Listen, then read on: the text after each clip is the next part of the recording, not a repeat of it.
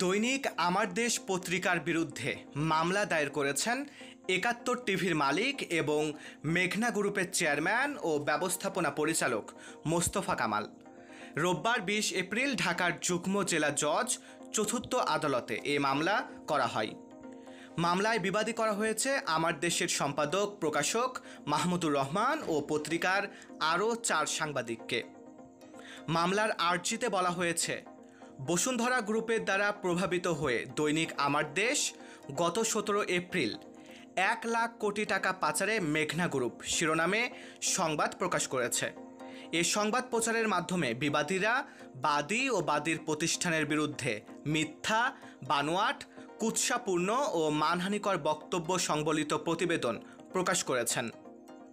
মামলায় আমার দেশের বিশেষ প্রতিনিধি ও বিজনেস এডিটর সৈয়দ মিজানুর রহমান, অর্থনৈতিক রিপোর্টার কাউসার আলম, রোহান রাজীব ও ইমদাদ হোসাইনকেও বিবাদী করা হয়েছে। মামলার আর্জিতে আরও উল্লেখ করা হয়েছে, এ প্রতিবেদনের মাধ্যমে বাদী ও তার প্রতিষ্ঠানকে ইচ্ছাকৃতভাবে জনসম্মুখে হেয় প্রতিপন্ন করা হয়েছে। এতে তার প্রতিষ্ঠানের মানসম্মান ও ব্যবসায়িক সুনাম চরমভাবে ক্ষুণ্ণের মাধ্যমে অপূরণীয় আর্থিক ক্ষতি করেছেন, যার আর্থিক মূল্যমান ১,০০০ কোটি টাকা হবে।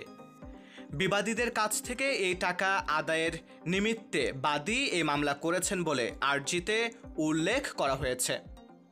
আদালত আগামী ২৩ জুন বিবাদীদের স্বয়ং উপস্থিত হয়ে কিংবা কোনো আইনজীবীর মাধ্যমে মামলার অভিযোগ সম্পর্কে জবাব দেওয়ার নির্দেশ দিয়েছেন। মেঘনা গ্রুপের প্রতিবাদ লিপি ও মামলার কাগজপত্র সোমবার একই সঙ্গে আমার দেশের কাছে পৌঁছেছে। তথ্যসূত্র আমার দেশ।